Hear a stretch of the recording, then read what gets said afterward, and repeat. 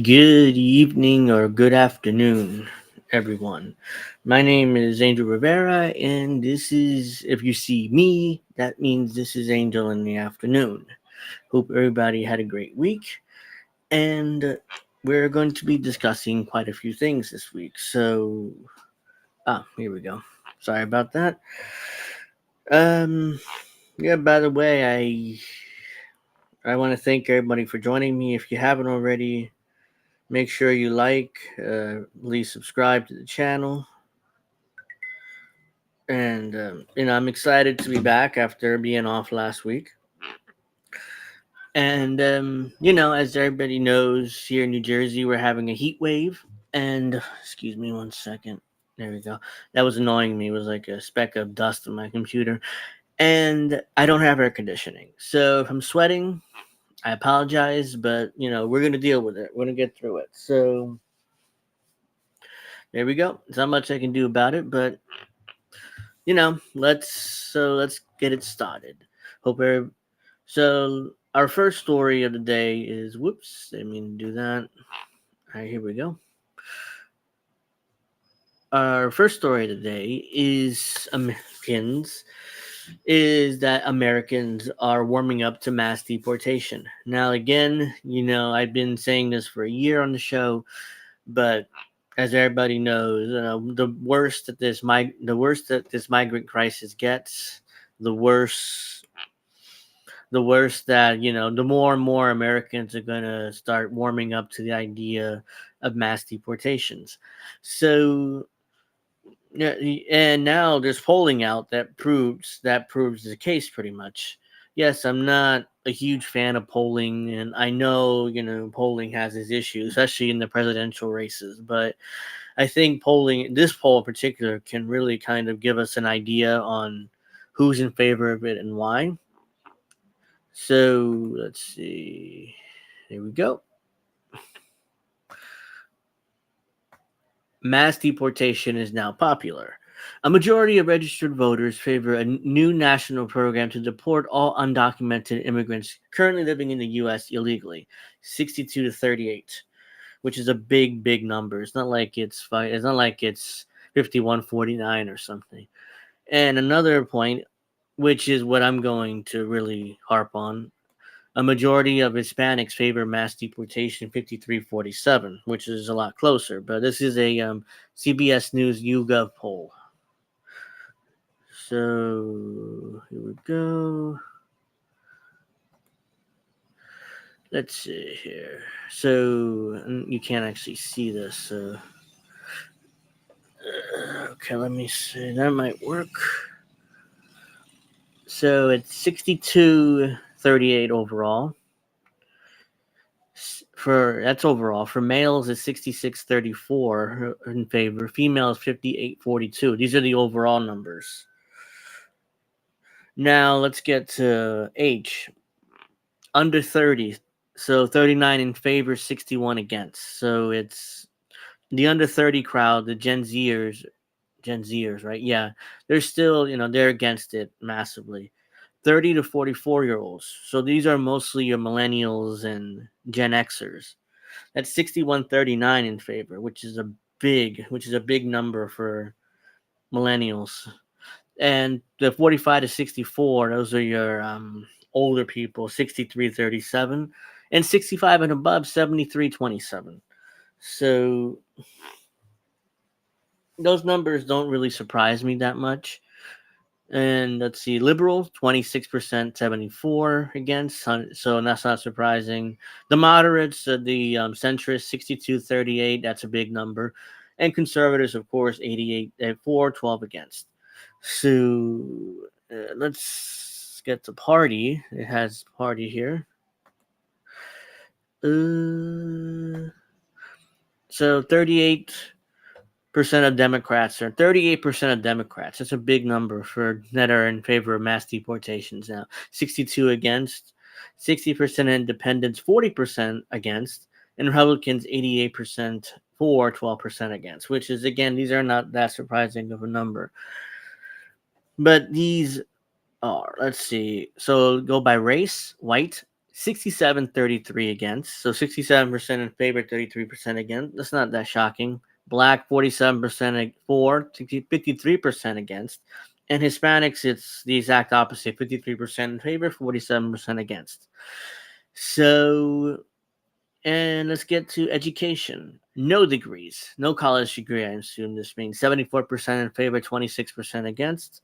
And people with bachelors are above, 58% in favor, 42% against. So, yeah, so even educated people, everybody mostly right now, as of now, favors mass deportations. And I know that these numbers, and this is a poll conducted from June 5th to June 7th, 2024. And does this say the margin? No, it doesn't. But yeah, and like I've been saying, I want to go right to the Hispanic part there. 53-47. And but you might say, why in the world would Hispanics be in favor of mass deportations? The majority of people coming across the border are Hispanic. It's very simple. I mean, a lot of there's and it's not just for Hispanics, it's also for most minorities in this country that are citizens or here legally. A lot of them, these are people who, tend to be, especially Hispanics tend to be more socially conservative and don't really want people coming into the country like that. And another issue is for everybody. Our social programs are being maxed out to the point that where you can, and I'll use myself as an example because it's easier for me for an anecdote for my own experience. As I'm not sure if a few of you might know, but I've talked about this before. But we do go to food pantries here in my house or my apartment. So yeah, so these days it's tougher to get food. And at one pantry in particular, which I go to, I remember talking to one of the people, and they literally said to me, "We're having more demand for food than we ever did before."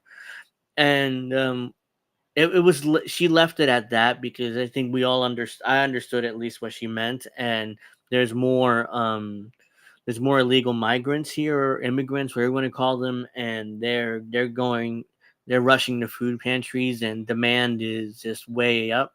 So there's fewer resources for everybody, and then you have cities like New York and Chicago and LA just giving away free food stamps and free money and free room and board to these migrants that are crossing the border.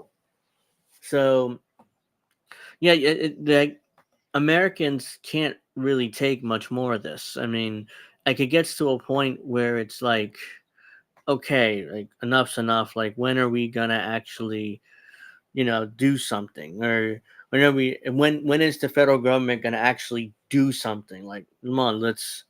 I mean, all we're doing is just letting people in and in and in, and there's no Washington coming out with, okay, this is what we're gonna do. So, which is why a lot of people are like, there's like I said, there's a desperation and a panic. So once that happens, all you're gonna get a situation where it's like, fuck it, let's just deport all of them. 8 years ago, when Trump first got elected president, I mean, the idea of mass deportations being popular was inconceivable at that time. Now it's like, of course, 8 years later, the problem has gotten so bad that it's like, of course, why wouldn't you do mass deportations? I mean, the government has no other answers. I mean, it's just like, oh, okay, the feds aren't doing anything. Texas and Florida and a lot of red states like that are just shipping the migrants north to New York, Massachusetts, New Jersey, California, Illinois, states that are like safe haven states or cities. So yeah, so you got a situation where it's just, something needs to be done, and quite frankly, it's like there's no solutions. So usually when that happens, you go to demagogues, you go to people like Trump, and who has a solution. You may not like that solution, but people, hey, at least it's a solution. So yeah, let's just deport them all. all 15 million illegal immigrants that are here in the U.S. without papers. Yeah, this is get rid of them all. So the way that I fall, it's just, I'm not, I just want a just something, give me a solution, even if it is something like, okay, because right now mass deportation is getting popular, and it is already popular, and you have a lot of people saying, oh well, we need illegal immigrants to, or else then who's gonna pick our corn and pick our fruits and vegetables and stuff from the farms, because Americans don't want to do that. So we need them here. We need them here for the economy and stuff. A lot of liberals, talking, running their mouths about how we need illegal aliens in order to excuse me, in order to get our fruits and vegetables and food and stuff like that. Basically, what they're telling you and what they're saying is oh, we don't want to spend an extra quarter on our fruits and vegetables. So let's just we got to keep illegal aliens here and let them get exploited in order to, save 50 cents on our food, our fruits and vegetables. So that's what they're saying. They just say, "Oh, let the Mexicans get exploited and basically get paid slave labor because I want to save some money on my fruits and vegetables." So so that's just gross. That is just straight up gross. And quite frankly, that's seeing or hearing of the possibility of Hispanics being used for the sense of just because people want to save some money on their fruits and vegetables is just outrageous to me. So yeah, those liberals can go fuck themselves, because to me that is like absolutely unacceptable. So yeah, let's move on to our next story now, because I have, let's share this tab. Let's do that. Yep. So we're in New Jersey, my home state, as you guys know, and there is cartoonishly ridiculous corruption here to the point where it's just laughable. And it's another example, most recently. And so here we go. New Jersey Attorney General charges Democratic power broker George Norcross in bombshell indictment. If you live in New Jersey, you know who George Norcross is. He's like a political boss here in New Jersey. It's like a Sopranos type shit. It's like he's been around for a long time here in New Jersey. So what is this video? Let me see. Oh, I know what this is. As energy demand continues to rise, we're innovating to help responsibly increase our U.S. oil and gas production, like at our Gulf of Mexico facilities, which are some of the world's lowest carbon intensity. I can't even mute it. Producing assets. That's Energy Impress. This indictment alleges that a group of unelected private businessmen used their power and influence to get government at the state and local levels to aid their criminal enterprise and further its interests. Through their alleged acts, the Norcross enterprise was able to obtain the rights to build multiple buildings and obtain hundreds of millions of dollars in government-issued tax credits. What's funny about this? You see this dude here, the man here with the graying hair here. That's George Norcross right there. He's sitting there. The fucker is sitting there, while the New Jersey Attorney General here is announcing indictments against him. He's just sitting there like, oh yeah, I'm here. What are you gonna do? You gonna indict me? I don't give a shit. I'm a power broker here in New Jersey. You're not gonna get me anyways. They allegedly did this with the complicity and acquiescence of various state and local elected and appointed officials, who turned a blind eye to their duties and obligations to the people of New Jersey to instead serve the interests of a powerful few. The state alleges that George Norcross has been running a criminal enterprise in the state for at least the last 12 years. I also want to acknowledge that law enforcement officers and prosecutors who investigate powerful people and people who violate the public trust often are unfairly scrutinized and criticized by the very people they're charged with investigating. These are people with access to government officials and influence over the media. It turns out that powerful people don't like being held accountable, and they use these attacks to try to deter us from doing this work. Let today be a lesson for everyone in this state. We will never back down from doing the hard work necessary to do the right thing for the right reasons. We will never stop pursuing justice. When we say no one is above the law, we mean it. And we will continue to hold accountable anyone who violates the law to serve their interests above the public interests, no matter how powerful. Yeah, blah, blah, blah. George Norcross is actually sitting there. So he's sitting there watching the Attorney General announce these indictments against him. Whoops. Hello, Steve. Thank you for joining us. Mustard Gene says all governments are corrupt organizations or criminal organizations.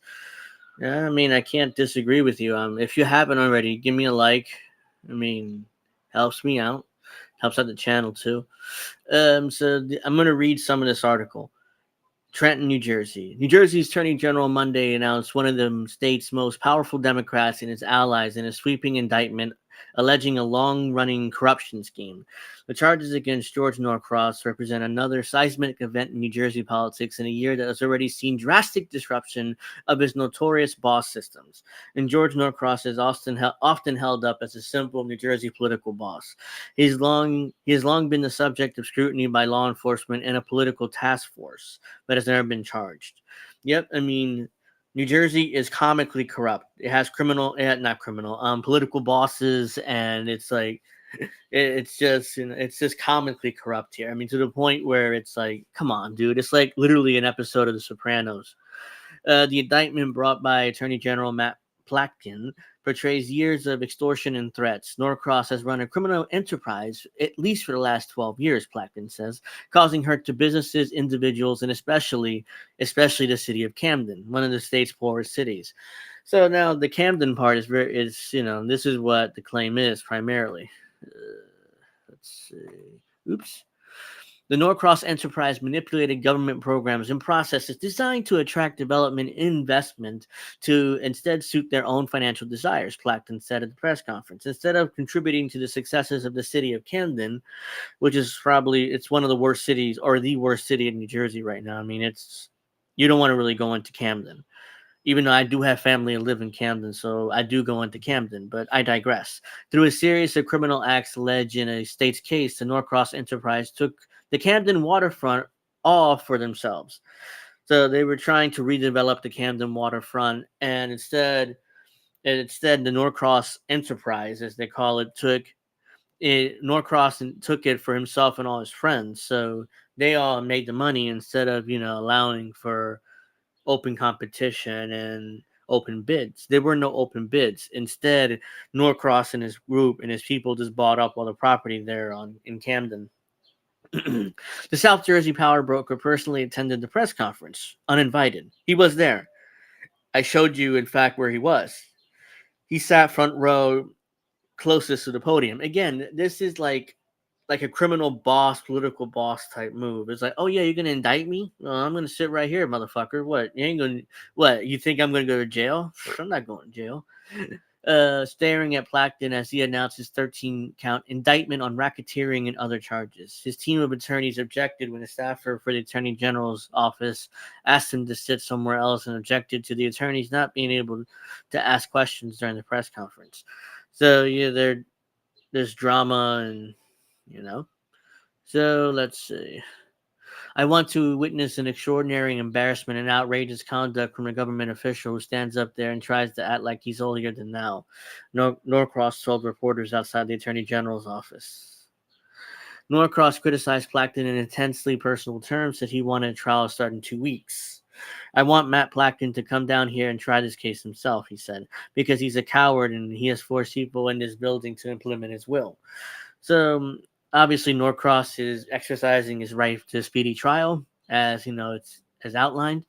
The indictment also is an indictment on state political culture. New Jersey has long had a reputation for corruption, and his senior senator Bob Menendez is midway through his second federal bribery trial, which is another thing.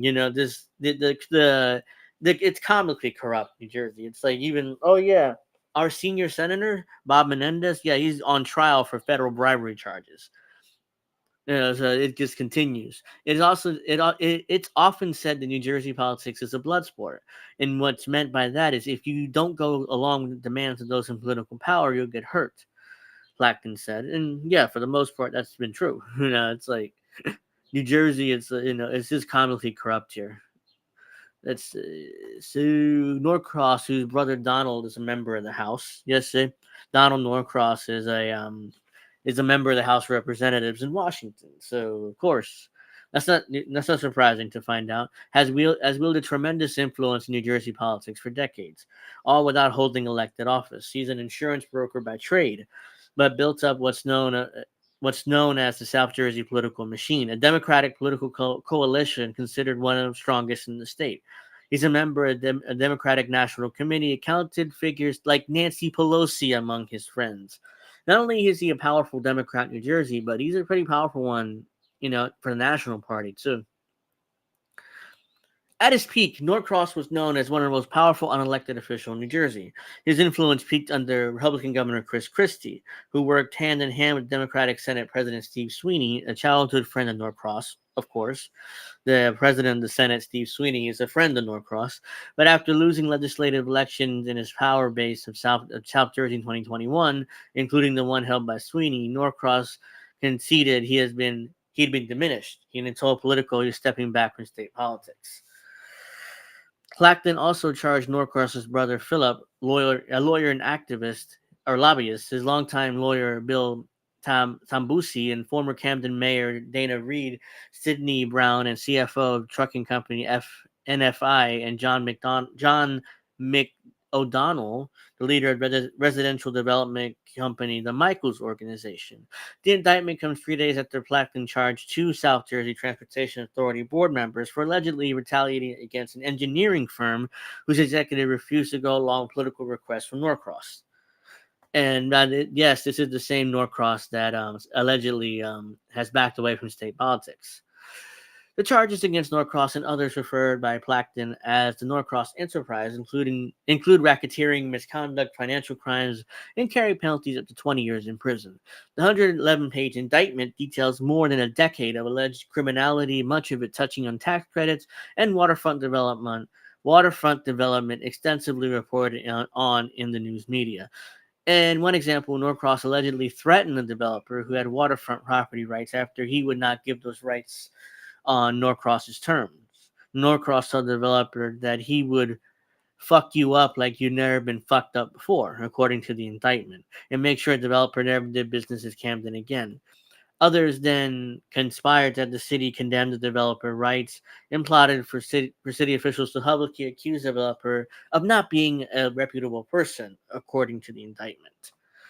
So I'm not reading the indictment there. I mean, it's 111 pages, and we can go on and on. I mean, it's like New Jersey is like comically corrupt. I mean, it's so comically corrupt that it's like, it's a joke. It's an absolute joke. Let's see. And there's also a lot of incompetence in New Jersey. So, let's see. Be nice if I made it a little bigger. So, these are some most recent news coming out of my home state. New Jersey considers a ban on gas-powered leaf blowers. Here we go. And, this is more to do with global warming, climate change, whatever. Apparently gas-powered leaf blowers somehow is contributing to climate change. So ridiculous, but that's what we're doing here. New Jersey Transit train delays. Again, more incompetence. New Jersey Transit and Amtrak service suspended due to power issues. So they can't run the trains because there's no power. Great. This is perfect. Let's see. That's not important. High school yearbook. So the heat advisory. As I told you guys at the beginning of the show, it's really hot today. It's 93 degrees currently. And the high today was 97. So yeah, very fucking hot. And if you live in New Jersey, you live in the Northeast, just stay cool. Drink plenty of fluids and stay cool. New Jersey restaurant owner charged with sexually blah blah blah. Where there's something specific I wanted to see here. Oh, that's right. We got some tax increases in New Jersey again. So let's see. Don't want that ad there. No, I'm not interested in giving you my email address. Let's see. So we got more taxes. Like, we don't pay enough taxes here in New Jersey, but we got more. Why? Very simply because we got to pay. We got to pay for the mass transit system.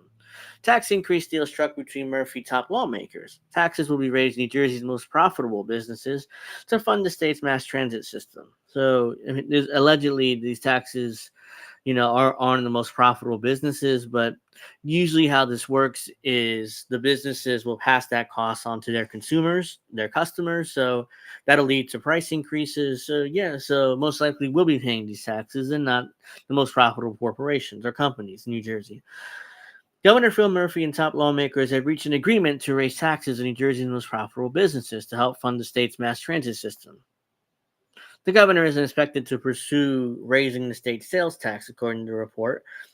Yep. So again, the state sales tax is 6.75%, I believe. Let me double check that. State of New Jersey sales tax, 6.625%. I was close. So the current, they were discussing raising the sales tax, which again affects the poor middle class a lot more than the rich. So the governor isn't expected to pursue raising the state sales tax, according to the report, despite it being floated as an alternative solution by the chairman of the New Jersey Senate Budget Committee earlier this year. That hike would have reversed then Governor Chris Christie's 2016 deal with state Democrat leaders, which also raised the gas tax for infrastructure repairs and nixed the estate tax. Murphy has previously expressed support for a raised sales tax, even proposing an increase back to 7% in 2018. So Murphy loves the idea of an increase in the sales tax. News comes a deal less than 2 weeks before the state budget for the new fiscal year, starting July 1st, is due. Other details on the $56 billion state budget is still being poured out. It also comes during a hellish week for commuters when New Jersey Transit trains between New York and New Jersey suspended on two separate occasions. The reported deals to aid New Jersey Transit teased as a corporate transit fee and Murphy budget address this year that will require that 600 companies in the state that profit at least $10 million annually must shell out 2.5% tax on earnings for 5 years, retroactive January 1st. According to CBC Voter, thank you for joining me. According to Murphy's budget address, a corporate transit fee would create a dedicated funding stream for the transit system in a way that is consistent with our vision for a stronger, fairer New Jersey, Murphy said in a statement. Murphy said in February. Spokespeople from Murphy did not immediately respond to Patch's request for comment on Friday. Senator Paul Sarlo, the chairman of the Jersey Senate Budget Committee Construction Industry Executive, first raised the idea of raising the sales tax to 7% in lieu of Governor Murphy's proposed $1 billion tax hike for 600 businesses during a budget hearing in Trenton last month. The increase from the Garden State's current 6.625% rate would be more stable than the corporation business tax on higher earning income companies that could vary from year to year. Analysts from the Office of Legislative Services separately noted the proposed tax hike on businesses could be an unstable source of revenue for the transit system. New Jerseyans already dole out about 1.85% of their personal income on sales tax, which is it's 6.625%. It's a lot. According to figures from the Tax Foundation, the state's total state revenue for New Jersey in 2021, the latest data is available, nearly $43.7 million. representative from New Jersey's top businesses lobbying group, who has been petitioning Murphy for proposed tax hikes since its inclusion in proposed state budget earlier this year, were unsurprisingly on board with Sargo's plan. Blah. The sales tax. Nevertheless, several advocacy groups in New Jersey called instead for the state to extend the business tax that they say could be used to bridge New Jersey Transit's funding gap and keep more money in residents' pockets. The problem with that is New Jersey Transit actually their board voted to increase fares for bus trips. It's a whole nother thing. So this whole point about how it'll help New Jersey Transit is really not true, because New Jersey Transit is already increasing. They voted to increase bus fares. Let's allege. So that's a big story that came out recently.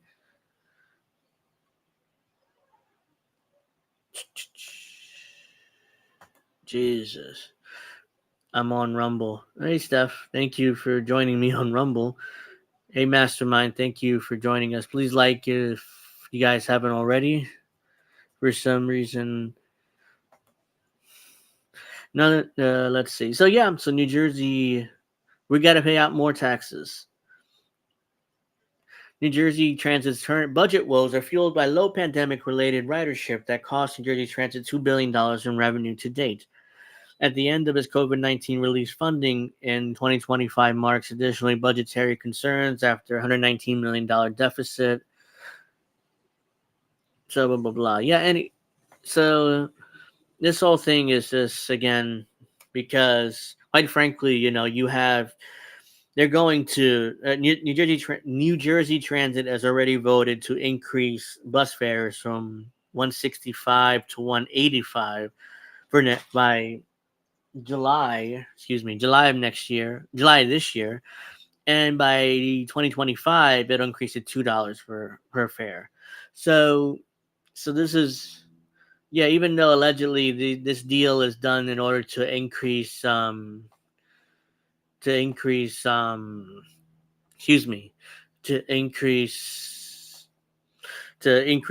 from New Jersey Transit. I mean, oh God damn it. Yeah, so let's see. Let's move on to the next story, because I'm done. So I also thought of an idea, like, okay, so I wonder which city is more corrupt, or which state is more corrupt, New Jersey or Illinois, because Kit Cabello of Heartland's Media has talked about the insane corruption in Illinois, but I'm sorry, I think New Jersey is more corrupt. So I'm going to reach out to Kit about coming back on the show again, and we're going to try to figure out which state is more corrupt, Illinois or New Jersey, because this cartoonish corruption in both states, but especially I think these are the two most corrupt states in the country. So that's kind of my idea on, let's get rid of that, on what's going to happen. So I thought that was kind of an interesting idea.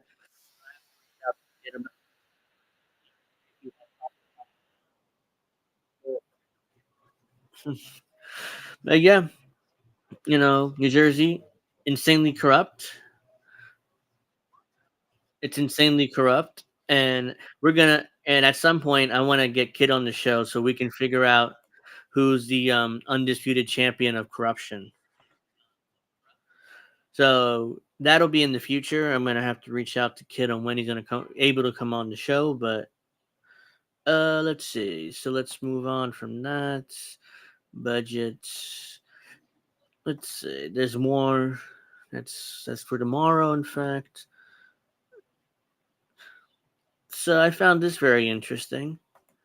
Like, we all know that malls are dying here in the US. Let's do that. So apparently Netflix, for you guys, I'm sorry. Well, I'm so sorry. I'm sweating my ass off here. I don't have air conditioning. So, but yeah, you guys, who have Netflix, and you're wondering why Netflix is constantly increasing their prices for their service. in exchange for less. This is the reason why. It's very interesting. It turns out this was reported by Variety June 18th. Netflix has announced the first two cities for its gigantic new in-person experience venue slated to open in 2025. The new Netflix house is to open next year in King of Prussia, Pennsylvania, and Dallas. Will feature a wide array of shopping, eateries, experimental activities tied to the streamer's major franchises like Bridgerton, Stranger Things, and Squid Game.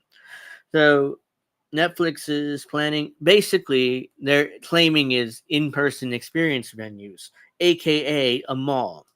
So this is what Netflix is spending their money on. These Netflix malls, as I like to call them. They're not experience venues, because what they're saying is a wide array of shopping, eatery, experimental activities. So that shopping, eateries, it's a mall.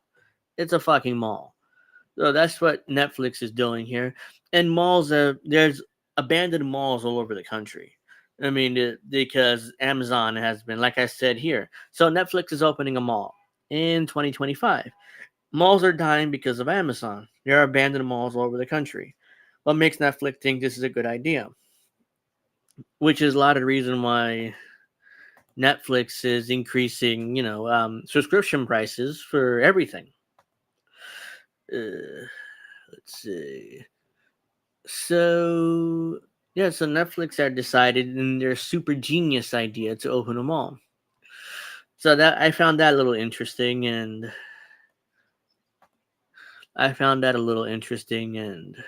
let's see if there's any new thing here.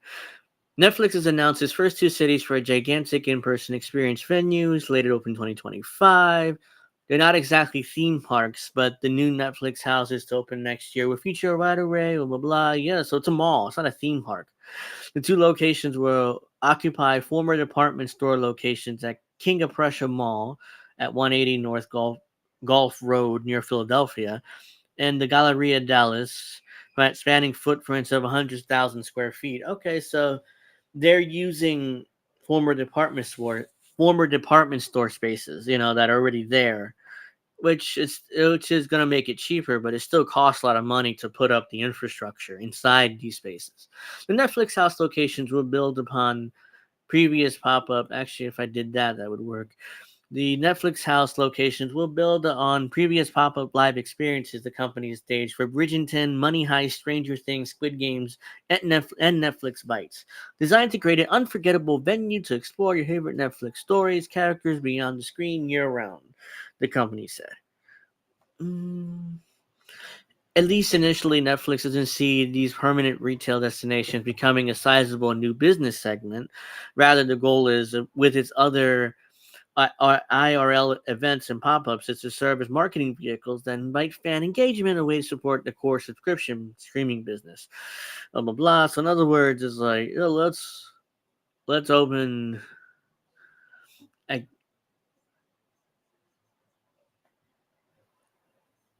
So let's see. I can't wait for the Cuties Haunted House.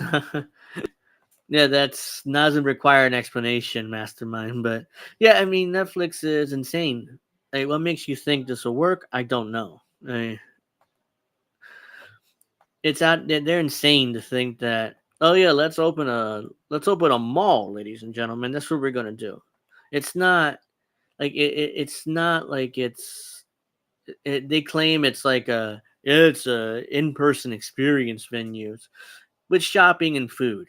It's a fucking mall. I don't care what people say about how they're trying to, it's like, well, it's not technically, it's not a mall because it's it has a lot there.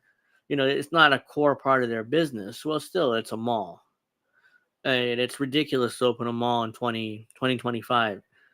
Let's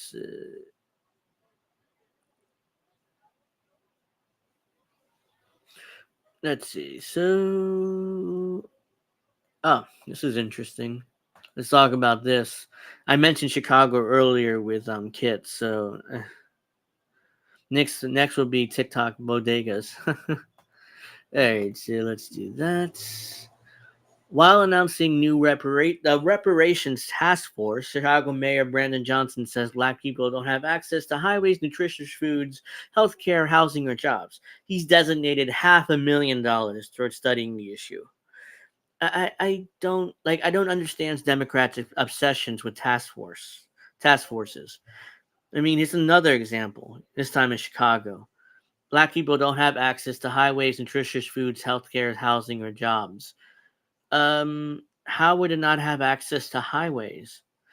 Highways, people that have cars have access to highways. So what he's saying is black people don't have cars really, which is why they can't have access to highways. Nutritious foods, again, very few Americans have access to nutritious food, not just black people, because food is very expensive. What else? Healthcare. None of us have access to healthcare. Unless you're really poor, then you get Medicaid. But other than that, if you're middle class, you're kind of screwed because no matter if you're black, white, Hispanic, Asian, Japanese, whatever, you don't have access to healthcare. None of us have access to housing because rents are going up exponentially all over the country, especially in Chicago and here in New Jersey and in California and every state in the country, not just those states I mentioned, or jobs. None of us have jobs. We're basically going to a gig and service economy. The jobs are shit, not just for black people, for everybody. So yeah, $500,000 wasted on a goddamn task force. Let's see. So let's listen to the mayor, The scars of systemic racism and injustices that have been inflicted on our communities. We've seen them in highways that cut through black neighborhoods and the industries, of course, that flock to these neighborhoods, often contributing to increased pollution and poor health outcomes. We see it in the trauma, of course, that is caused by gun violence. But we also saw it firsthand with the gross disinvestment that was intentional by previous administrations. And so beautiful neighborhoods like mine, the Austin neighborhood, has seen many health disparities, the lack of nutritious food, the lack of employment opportunity. The disinvestment in our communities have been intentional. And of course, I see why he's singling out black residents. I didn't realize this is a Juneteenth rally or event, so that's why he's singling out particular black residents, even though we're all going through these issues, not just black people. But let's keep going. That's why it's imperative that it is now the time to deliver good on reparations for people of Chicago, and particularly black people of the city of Chicago. Can I ask because a even as I stand, how would reparations work from a city? Like, there's no way Chicago can afford reparations. If you're going to do reparations, you have to do it at the federal level. You would have to bill at the federal level. Like reparations, though spending $500,000 on a reparations task force is somehow going to help black residents of Chicago. I mean, that makes no sense. That's just a waste of $500,000 in order to give it to scholars and people that are educated in order to tell the administration how to help black people when he is black and he should know what black people need. It doesn't make any sense. As I stand here today as mayor, the legacy of slavery and the aftermath still echoes today. We saw it when previous administrations sold off public assets. We saw the harm when previous administrations closed black schools and they shut down public housing, when they raided the pensions, these anti-black, anti-business endeavors that have caused tremendous harm and pain. But it's a new day. In fact, we are standing on the shoulders of one of the great leaders of this city, Dorothy Tillman, who laid the foundation and the groundwork to ignite a movement for reparations. It was Dorothy Tillman that introduced me to Dr. Claude Anderson, Black Labor, White Wealth. And it is why my administration is committed to driving reparations home. And we're going to invest $500,000 into the study of restoration and reparations for the city of Chicago so that we can begin to move in the direction of complete liberation. We're going to invest $500,000 into a task force in order to tell the administration on how to help black people in the city of Chicago when the mayor is a black man who grew up in the city of Chicago. How does that make sense? I don't know. I mean, it seems like you're just wasting $500,000 for no reason other than to virtue signal and grandstand. Exactly. They ain't gonna make the poor people rich. No, Steph. Yeah, absolutely. I mean, it's ridiculous. It's just a Juneteenth virtue signal. That's what this was. Ultimately, that $500,000 is just going to lead to a 100-page report, and it'll get buried in Brandon Johnson's desk. Because there's no way in hell that. There's no way in hell that Brandon Johnson will do anything that report tells him to do. Exactly. That's what they're going to give that money to rich people.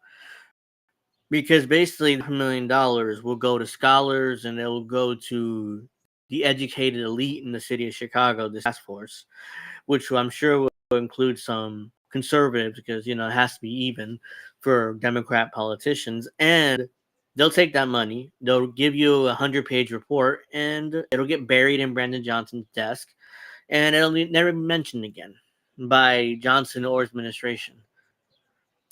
Someone's going to make $250,000 as a director of homeless affairs. That's another thing.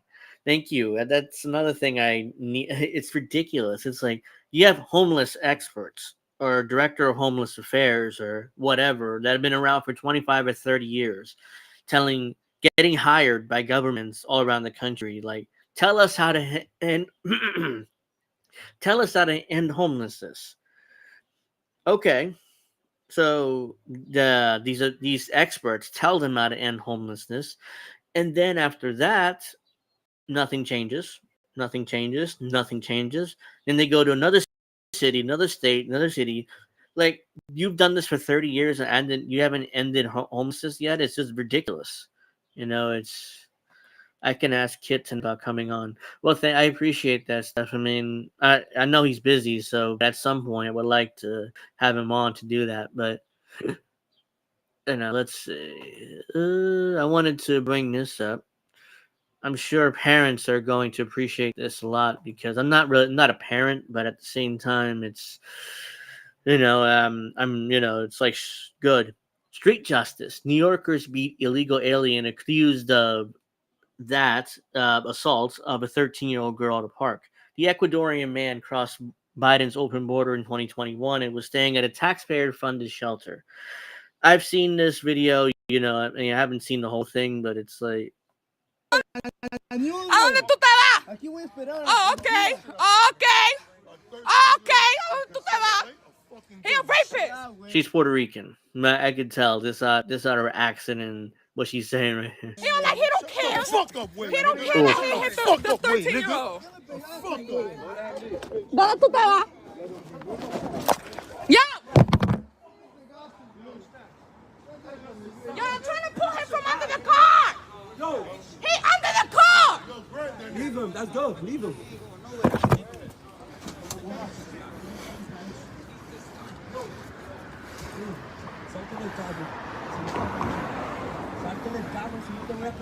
Yeah, they're beating the crap out of this guy for assaulting. Salte de mi fucking carro.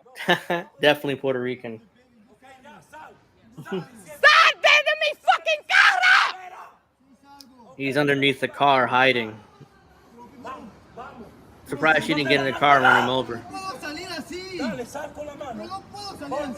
Oh, he can't. I can't leave like this. Bro, pull him from his hair this time. This is New York. The D's. New York City. Yeah, right here. He right here. Yeah, come, pull up. Come. He's under the car. He hiding under the car because we beat the shit out of him. Yeah, I put my hands on him. I beat the shit out of him. He right there. He hiding because we beat the shit out of him. You don't got shit on him. Yeah.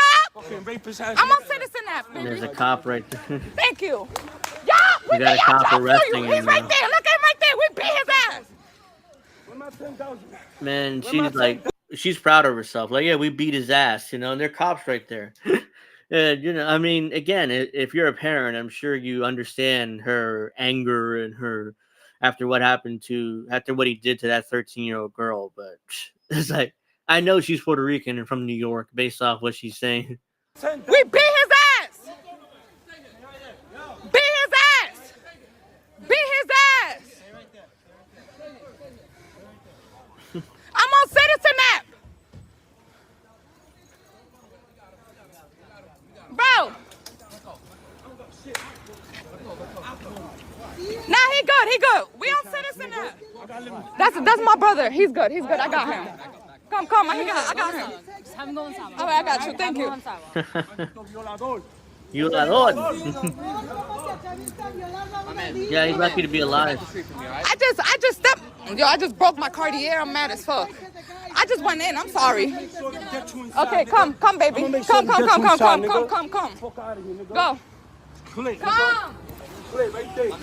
I'm not using the N-word. Come. So he's hyped because he got a daughter. So I got you. I'm on Citizen, by the way. I just would like to let you know. I caught him, you heard? I caught him. Nah, I'm not gonna lie. He caught his ass. And I'm not gonna lie. I just don't want him getting hit by a car. Okay. All right? I caught them. Sorry, mommy. Yep. So he got his ass beat. You know, and I'm like, yeah. When I came across that video, it was like, oops, 13. I messed up.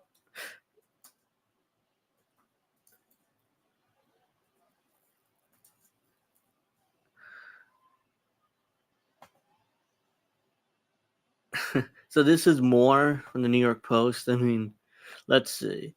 13 Ecuadorian migrant who allegedly assaulted 13-year-old New York City girl said he recorded the attack in sickening confession. So he proceeds to confess to his crime. Not only did he do it, but he recorded it. So the Ecuadorian migrant charged with assaulting a 13-year-old girl he bound and gagged in Queens Park told cops he recorded the attack in a sickening taped confession, prosecutor alleged on Wednesday.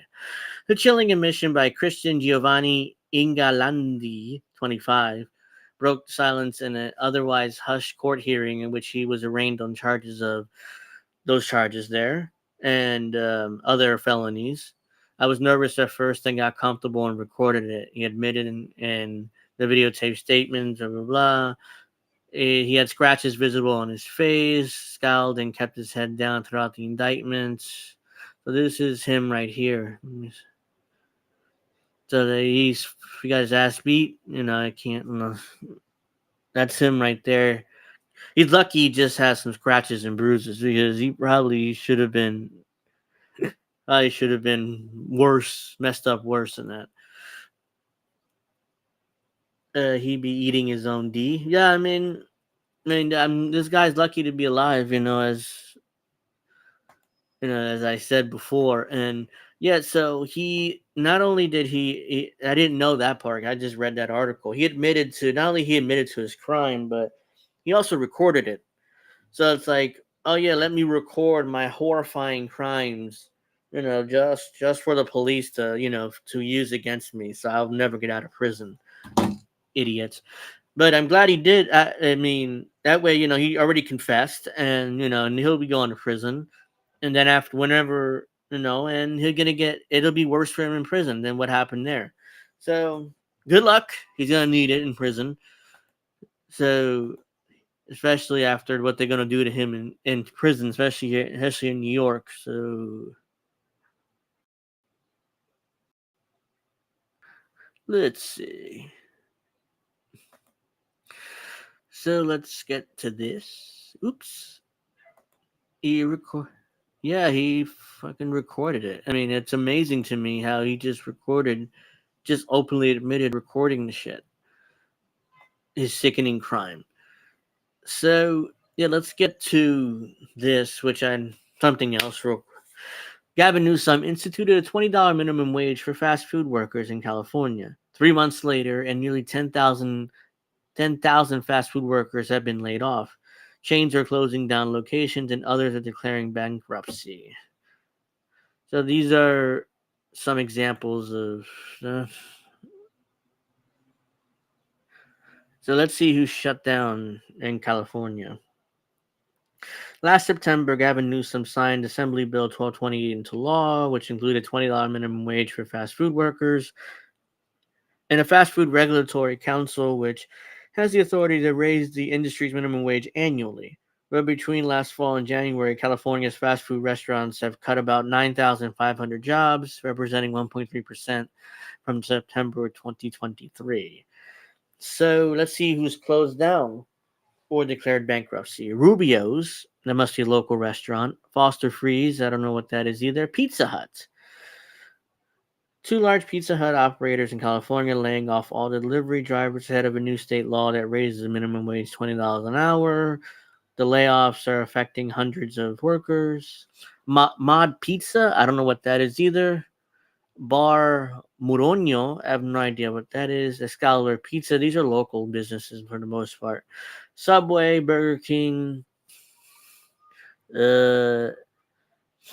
Cinnabon and Aunties, McDonald's, Vitality Bowls at Pollo Loco, which I know about that because I think there's some here in New Jersey too. So, but that definitely sounds like something in California.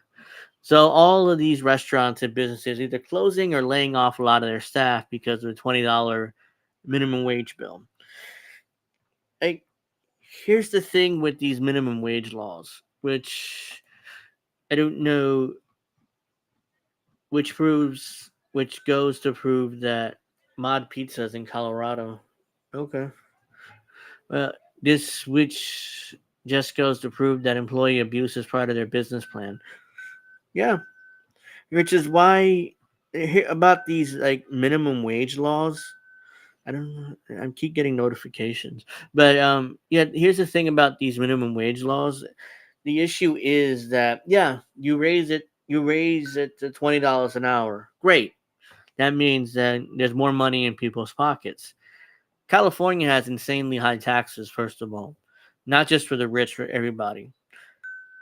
Two, that's also going to lead to massive layoffs and businesses shutting down because, as people know, there is no law against just firing a bunch of workers for no reason, or because of the minimum wage increase. There's no there is federal law against, you can file complaints and stuff to OSHA or to the labor rights. What is that called? Why am I forgetting that federal? I'm forgetting federal labor.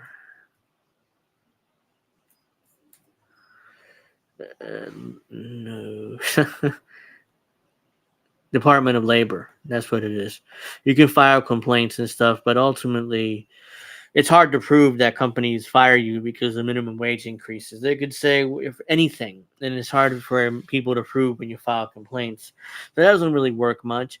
So that's the issue. I mean, it's great. I mean, $20 an hour for fast food workers is nice, but this is what's going to happen. You're going to have restaurants either shut down, lay off most of their workforces, or just say screw it, we're just not going to operate in California anymore. Also, let's say even if they decide to continue operating, what are they going to do? They're going to pass on their labor costs to their customers. I saw a report from a local Los Angeles station, KTLA. There's a report that I should have had it pulled up, but I didn't. But an average burger in California is like $15 for just a burger. No fries, no sodas, no anything else. Just a burger, $15 in California. It's insane. It's insanely high because, as we know, these companies either they're going to lay people off, they're going to close, or they're going to pass their labor costs onto their customers, which means less people eat a fast food, which honestly could be a good thing. That way people aren't eating too much fast food. But at the same time, that's not good either. That's not good for the workers because unless people eat fast food, that means there's less need for workers, which lays them off even more. It's like a vicious cycle. They do that on purpose, though. These rich people don't want to pay a livable wage. No, they don't. That's why exactly they do it. On these companies do it. They lay people off, or they pass costs onto their consumers. They do that, So that's why there's. I understand why I think these minimum wage laws for fast food are well intentioned, but ultimately you're going to end up in this type of situation. They're all saying the road to hell is paved with good intentions. Again, it applies here for sure.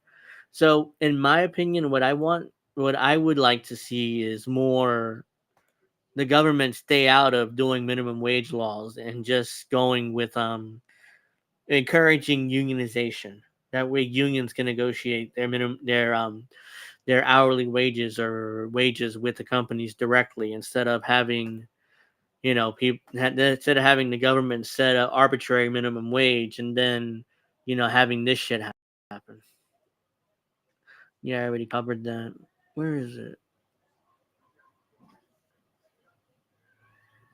So it's another example of this. It's another example of unionization. Did anyone see a video on X about all the chemicals they wash out of fruit and vegetables? And no, I haven't seen it, but I'm not surprised because they use a lot of pesticides and stuff like that in order to keep like Joe's on call at the. So this is another example of unions and labor and stuff. Employees at OCF Coffee House in Philadelphia voted to unionize. 1 week later, all 3 stores have closed down. Now they're protesting the closure. So, yeah, this is a local coffee house in Philadelphia.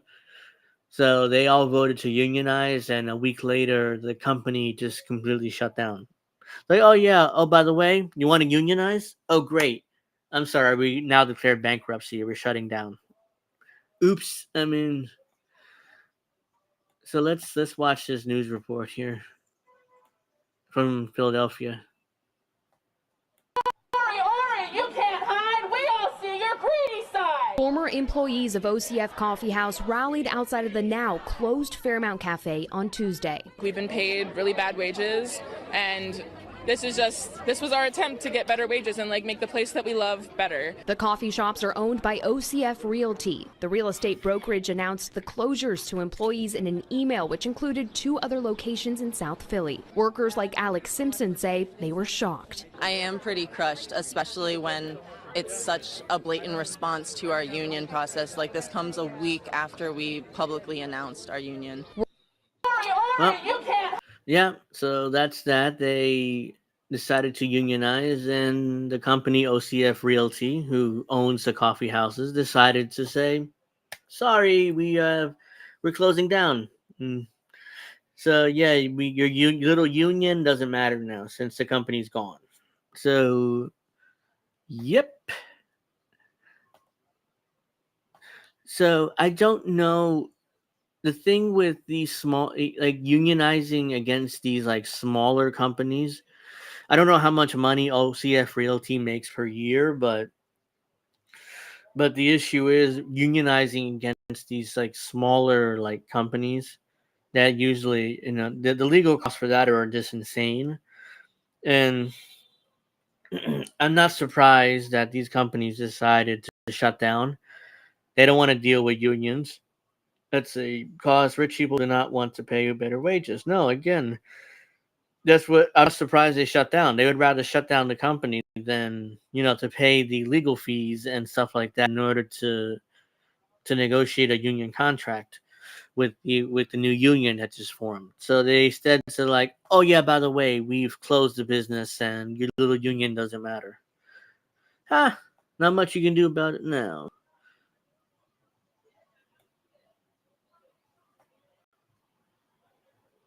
So the U.S. has decided to do. I'm going to get to this. Saudi Arabia Crown Prince Mohammed bin Salman calls for Netanyahu to be held criminally responsible for their crimes against Palestinians. Saudi prince also called for the end of the illegal occupation and the recognition of the state of Palestine, 1967 borders, and Jerusalem as its capital. استمرار العدوان والاحتلال والتهجير القسري لسكان غزة، كما تؤكد تحميل سلطات الاحتلال مسؤولية الجرائم المرتكبة بحق الشعب الفلسطيني ومقدراته. وإننا على يقين بأن السبيل الوحيد لتحقيق الأمن والسلام والاستقرار في المنطقة هو الاحتلال، الحصار والاستيطان، وحصول الشعب الفلسطيني على حقوقه المشروعة، وإقامة دولته المستقلة بحدود 67 وعاصمتها القدس الشرقية، وهو ما يضمن استدامة الأمن واستقرار المنطقة ودولها. والسلام عليكم. والاحتلال والتهجير القسري. I didn't mean to do that, but you get the point. You know, I mean, they.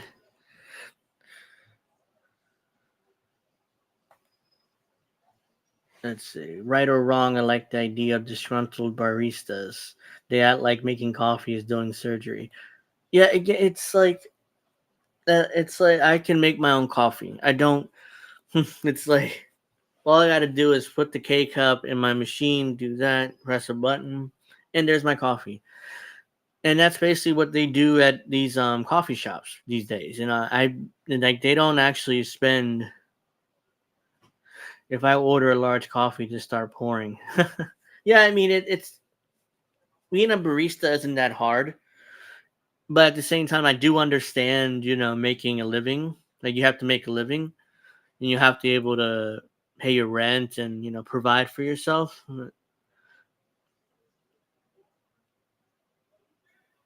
So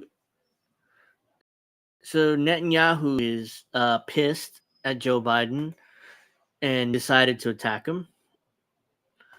So, in fact, I tagged, this is like AOC's response.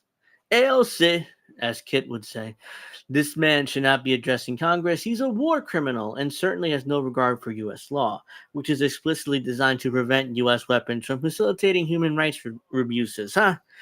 AOC is so naive. I mean, it's like you think the United States government is going to follow its own laws. Like, oh yeah, by the way, U.S. weapons cannot facilitate human rights abuses, except for Israel and Yemen and Africa and all over the fucking world.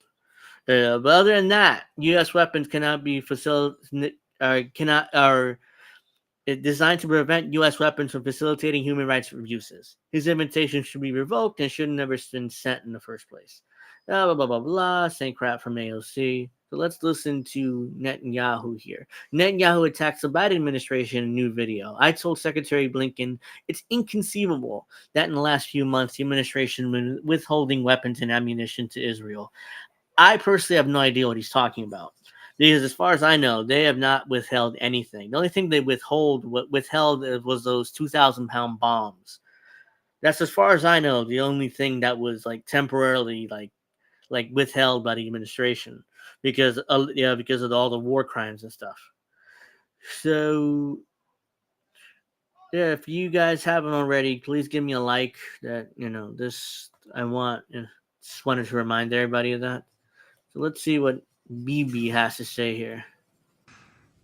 When Secretary Blinken was recently here in Israel, we had a candid conversation.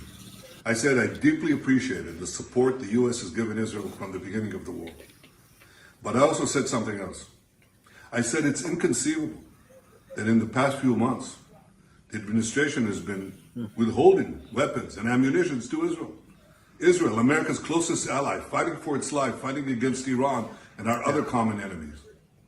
Secretary Blinken assured me that the administration is working day and night to remove these bottlenecks.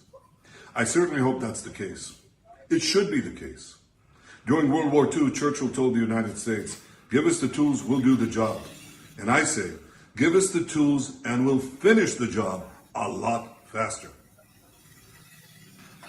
All right, that's that. Netanyahu's mad because the Biden administration is allegedly stopping weapons and ammunition to them, even though there's really no evidence of that. But yippers. So I already did that.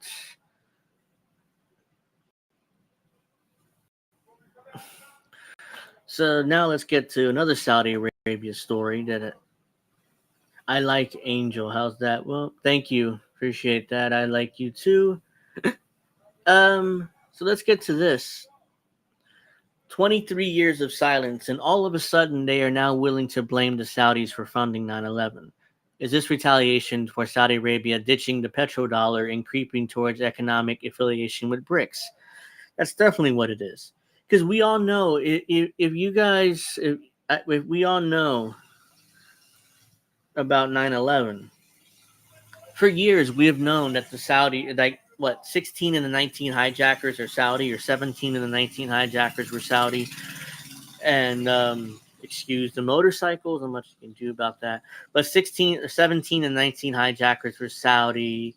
There were Saudi money all over the place. In fact, the Bin Ladens are Saudi by they're Saudis, and the Bush administration infamously, as soon as 9/11 happened, they took the Bin Laden family that was here in the U.S. and put them on a plane back to back to the Middle East.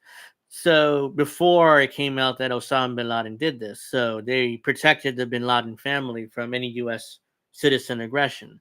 So and the reason why now the U.S. government's kind of admitting this is because the Saudis have kind of betrayed the U.S. government by ditching the petrodollar and creeping towards the economic affiliation with BRICS. So now all of a sudden now it's the U.S. government and the United States and the media is finally admitting, oh yeah, it probably was the Saudis who did 9/11. So this is a 60 Minutes report. The CBS News exclusive, the unnerving video outside the U.S. Capitol, filmed 2 years before the 9/11 attacks. Good evening, I'm Nora O'Donnell, and thank you for being with us. 2 decades ago, the 9/11 Commission found that al-Qaeda acted alone. But victims' families say that is not true, pointing to this video and other evidence as proof. They are suing Saudi Arabia, claiming its government provided crucial assistance to the hijackers and planners behind the September 11th attacks that killed nearly 3,000 people.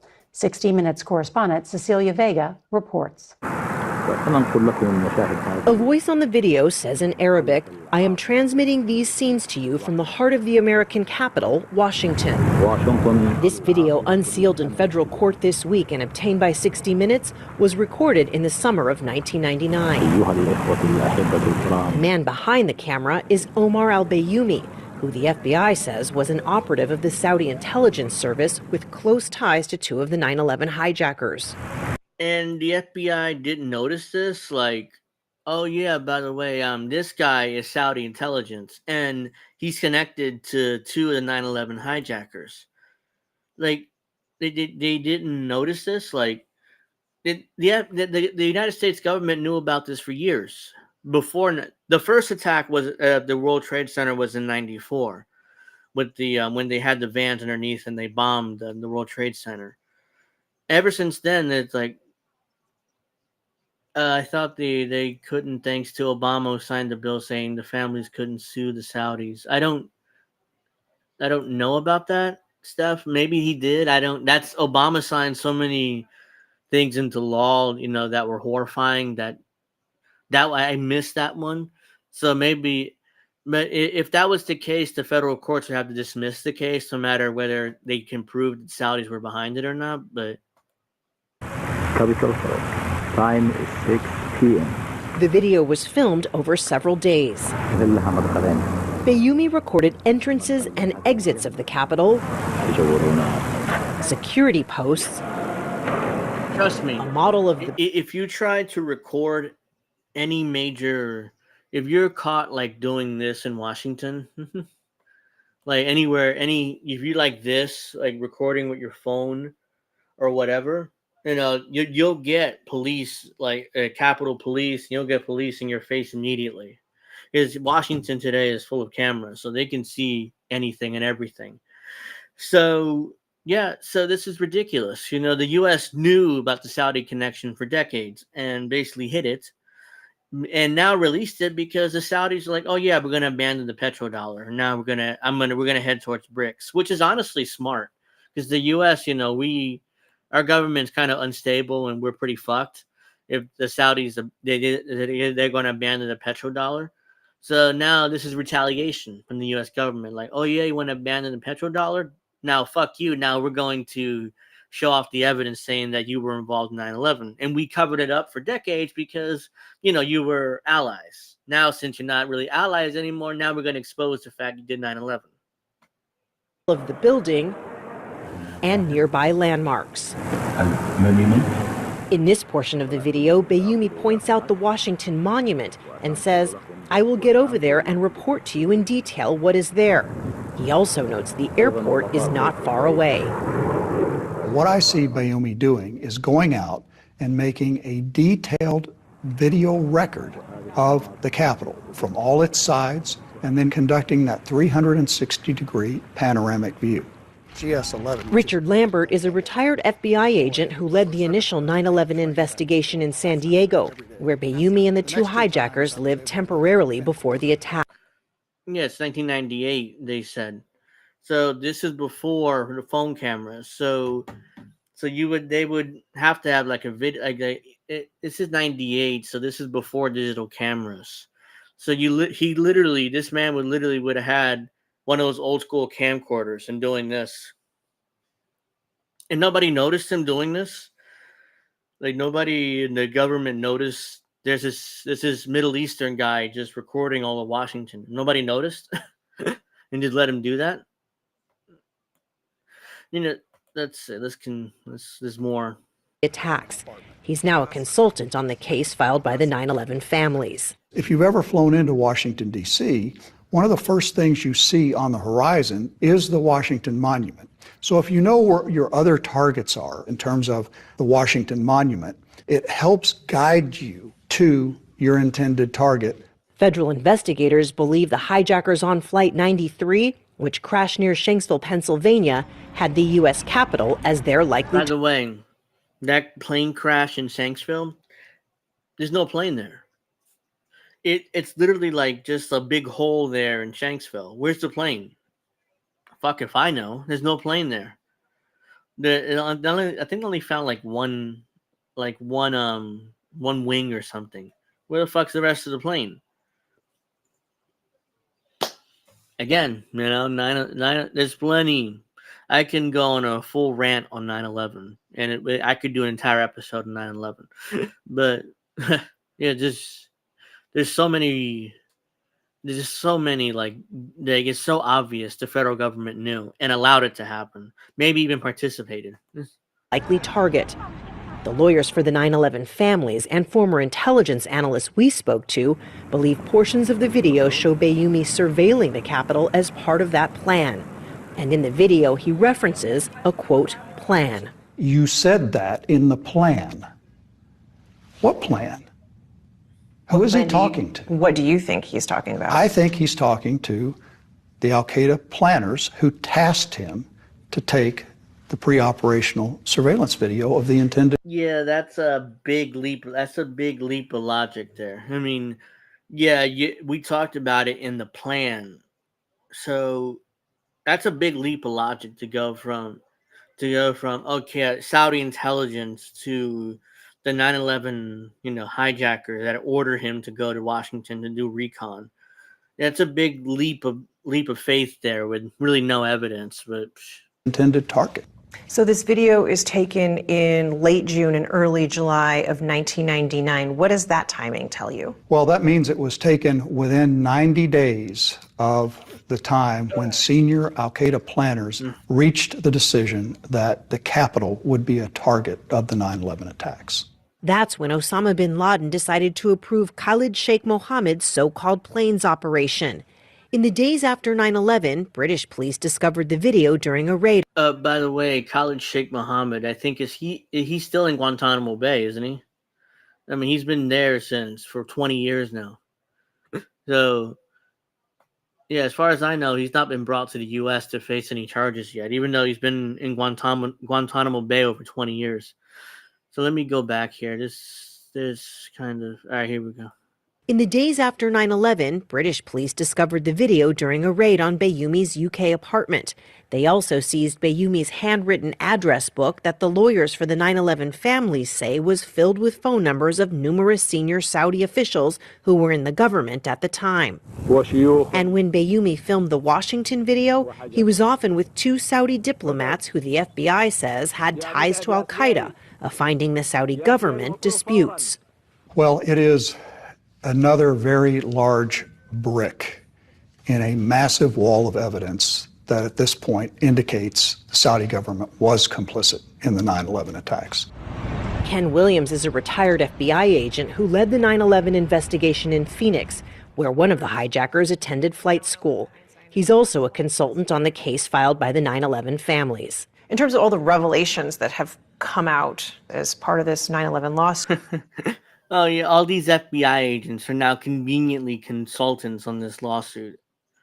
After they hid this for over 20 years because the Saudis were allies. Now all of a sudden they've abandoned the petrodollar, and now what a coincidence! FBI agents are now all of a sudden consultants on these lawsuits, and and now this video all of a sudden comes out after over 20 years of being hidden too.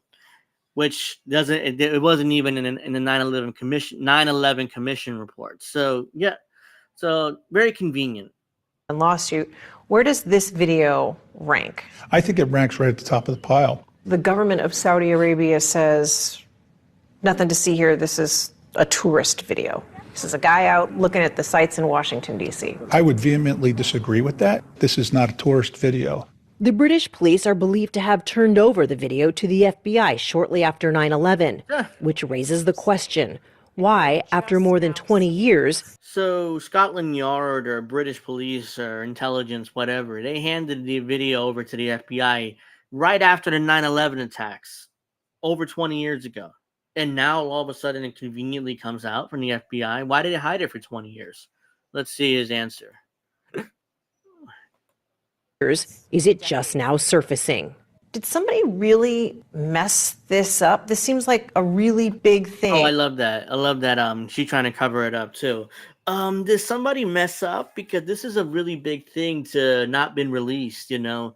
I mean, she's basically giving him the answer. It's like, hey, did somebody make a mistake? It's not like there's no way you could have done this on purpose, right? You couldn't have covered this up for 20 years on purpose. Had to be an accident.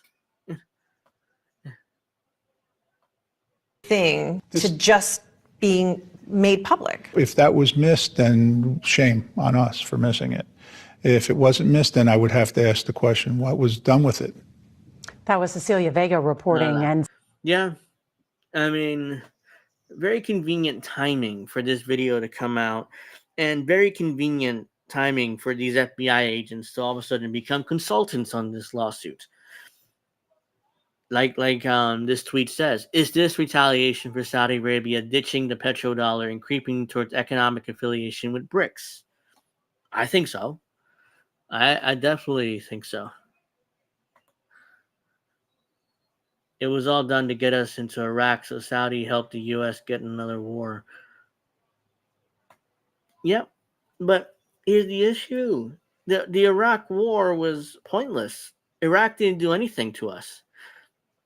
Osama bin Laden was in Afghanistan. I don't know. The Bush administration somehow connected Afghanistan to Iraq in order to justify an Iraqi invasion, which is insane. Like, why? Like, how could you connect those things at the time? I don't know. In 2004, I was a senior in high school when they invaded Iraq, and it was like, what the fuck are we doing? I mean, you couldn't even really justify the full-blown invasion of Afghanistan because the Taliban was willing to hand over bin Laden. They were willing to just hand them over. Oh, yeah, here, we know where he's at. You can have him. Nope. Instead, it was like, no, we're going to send 100,000 troops. We're going to invade because for reasons, you know what I mean? Even though the Taliban was willing to hand them over at the time. So they knew exactly where he was in Afghanistan. Then the Iraq war came out of nowhere. They're like, oh yeah, I mean, we got to go into Iraq 9/11, Iraq 9/11, Iraq 9/11. We got to go in. Saddam Hussein is a terrible person. He has weapons of mass destruction. Blah blah blah. Turns out that there were no weapons of mass destruction, and the 90s, he those places were decommissioned in the 90s, that right after the first Gulf War. But 9/11, Iraq invasion, no reason. Let's get the oil. That's what the Bush administration did. And, Scott Ritter was there. He was a UN weapon inspector at the time. And as we all know, he was there at that time. And I mean, this is absurd. I mean, the Afghanistan, Iraq, we're now bombing in Syria. We're still in.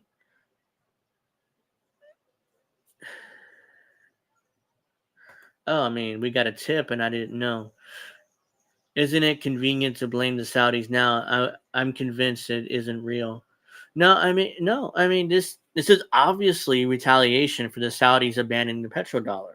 That's why all of a sudden, after 20 years, that video came out of a Saudi intelligence official recording all over Washington. You think the U.S. didn't know that the Saudi intelligence official was there? You think he didn't know?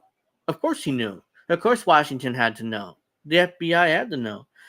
It's like, you think they wouldn't flag this guy as soon as he got into Washington? Like, oh no, there's a fucking Saudi intelligence official here. What is he doing?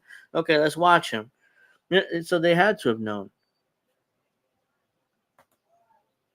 I agree, Iraq didn't do nothing to us, but Bush Sr. went after Iraq in the first Gulf War, and sorry about that, Bush Jr. wanted to finish it. That's another reason why. Bush wanted to finish Daddy's war that he started. So that's another reason why they invaded.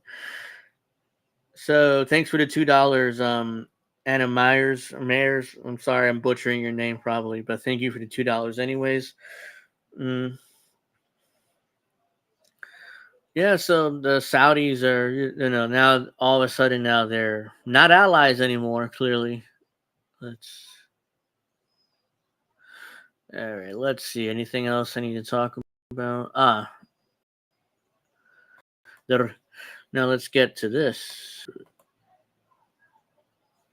Russian President Vladimir Putin and North Korean leader Kim Jong-un has signed a new strategic partnership agreement that that includes provisions for mutual assistance in events of aggression against either country. We know who they're talking about. I mean, when they say an event of aggression against either country, we know who they're talking about. They're not talking about aggression from Japan or Vietnam or South Korea. They're talking about the U.S. and NATO. I mean, that's who they're talking about with this. So that's them signing the agreement, shaking hands.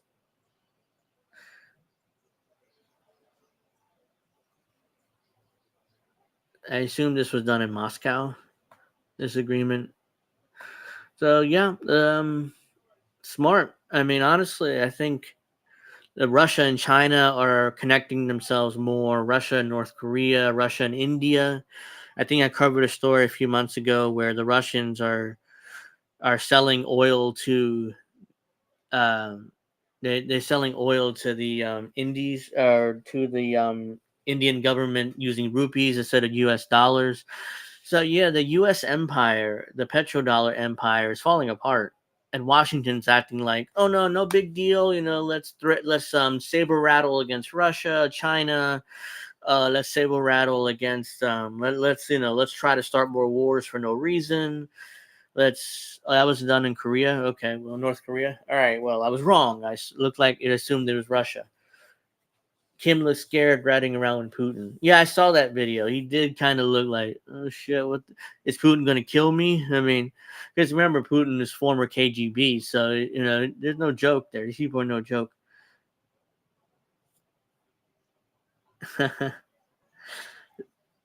So, yeah, I think.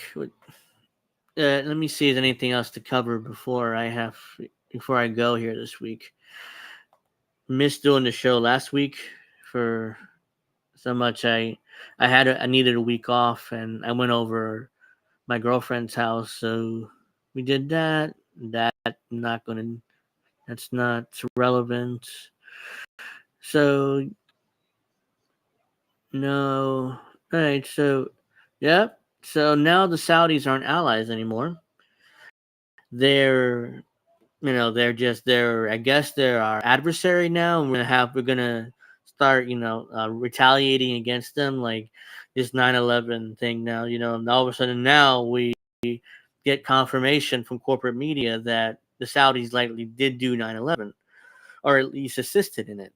So, and not necessarily, they didn't provide much evidence for it in that CBS report, but it's more like leaps of logics and faulty conclusions. But that's just my opinion. Whoops, drop my towel. So before I wrap up, make sure, if you're a wrestling fan, check out Pro Wrestling Talk tomorrow at 8 p.m. Eastern. We have a lot to talk about there. So please come check us out tomorrow night. And make sure you watch Angel in the Afternoon next Friday at 7. As you know, that show should be happening next week. I intend to do a show next week. Hopefully, be able to get some guests on soon, like Kit Cabello and others. So stay tuned for that as well. So that'll do it for this episode, Angel in the Afternoon. Hope everybody enjoyed. Hope, except for flooding in Dubai. Well, I want to thank everybody for coming on and watching. Make sure you subscribe to the channels, and I'll see you guys tomorrow night for Pro Wrestling Talk, and next week for Angel in the Afternoon, 7 p.m. Eastern. Have a nice weekend, everybody.